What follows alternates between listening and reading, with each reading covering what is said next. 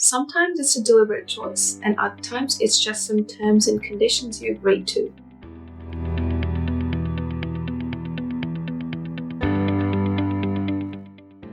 Hello, welcome to the new episode of You Know This, right? Today we're going to take a little dive into the world of artificial intelligence, talking about its development from a concept into today's reality, and questioning the impacts and uncertainties around smart living. In his 2004 paper, John McCarthy defines it as the science and engineering of creating intelligent machines, especially intelligent computer programs. Stuart Russell and Pete Norvik's definition from their book AI, A Modern Approach differentiates computer systems on the basis of rationality as per thinking versus acting.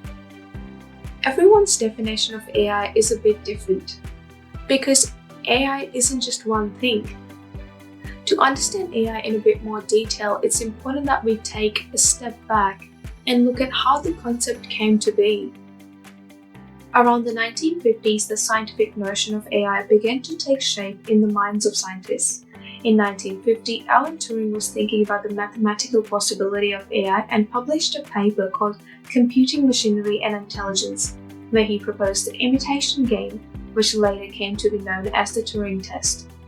The term artificial intelligence was coined in 1955 for a study submitted by John McCarthy and companies. The workshop that followed a year later was considered the official birthday of the field. This was followed by a roller coaster of successes and downfalls in the further research. AI was reignited in the 1980s by the growth of algorithmic toolkits and more funding, followed by decades of successful computer processing, implementing logic, programming, reception, and display of emotions, and improving artificial intelligence. And all of this landed us into today's age of big data, where big data and massive computing ability has allowed AI to learn through brute force. IoT data represents one amongst many series of rivers and creeks that feed into an ocean of big data. The value of AI in this context is its ability to wring insights from data. Machine learning and AI technology bring the ability to automatically identify patterns and detect anomalies in the data generated by smart devices and sensors. But the question is, how does all of this affect us, regular people in our regular lives? IoT are helping in prominently capturing a tremendous amount of data from multiple sources, and the data comes from user information provided both on and off their website. Many tech companies collecting your browsing history as input for their algorithms, which then generate outputs such as ads and news stories predicted to be the most relevant to you. Algorithms are aimed at optimizing everything. They can save lives, make things easier, and conquer chaos. Experts still worry that they can put too much control in the hands of governments and corporations, perpetuate bias, create filter bubbles, cut choices, creativity, and serendipity, and generate greater unemployment. Internet of Things provides us the convenience of having control around the house with just one touch or a voice command, having personalized content sorted out by recommender algorithms through the ocean of content, and the security of having surveillance devices keeping an eye on our house when we are away. As more of our lives and activities are handled through the internet, it is likely that the role played by machine learning algorithms will increase as well. However, the convenience for on-demand tailored recommendations come at the price of releasing an increasing amount of information about ourselves to tech companies and to the internet at large. IoT is built on collecting data and leveraging it to fit our growing needs.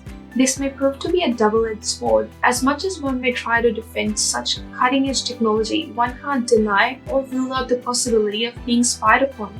It remains to be seen how the laws of the land regarding privacy measure up in the face of all this. Researchers worry that as more things get connected to the internet, adversaries will have an almost infinitely larger platform to launch new types of attacks. That's because devices that are becoming part of the IoT have very few security measures protecting them against network-borne threats and are often easy to exploit. For the moment at least, there are no standard prescribing security requirements for IoT devices, especially in the consumer space. In the past few years, researchers have demonstrated various proof-of-concept attacks against everything from network-connected baby monitors to cars. The demonstrations have shown how attackers can exploit poorly protected, not to mention AI-powered, IoT devices to cause physical damage, to spy on people, and to launch massive attacks leading to the denial of services. Professor Sanjay Sharma, the director of digital learning at MIT, expresses his views about AI in his interview to The Guardian, where he says he's less worried about the systems being too intelligent to outdo humans, but more concerned that we will create flawed systems which compromise our privacy and our security, even unintentionally. Indeed, Sharma thinks it's only a matter of time before some poorly designed IoT system is hacked by a major player, creating havoc on a scale of something like a large area power shutdown. And there's been many instances of these worries coming to life, be it the 2020 hack into the facial data collection company Clearview AI, giving hackers access to its client list, or the use of such data by companies. AI is no scarier than the human beings behind it, because AI, just like domesticated animals, is designed to serve the interest of the creator. AI in North Korean hands is scary in the same way long-range missiles in North Korean hands are scary. In the near term, the goal of keeping AI's impact on society beneficial, it motivates research in many areas, from economics and law to technical topics such as verification, validity, security, and control. It may be a little more than minor nuisance when the problem rises from your laptop being crashed or hacked into, to an AI controlling your car, your plane, your pacemaker, your automated trading system, or even your power grid. The long-term questions of AI being smart enough to be better than humans at all cognitive tasks is eons away.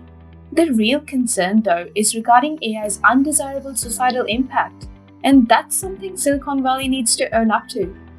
Leave your thoughts and ideas in the comments below, and I'll see you next time.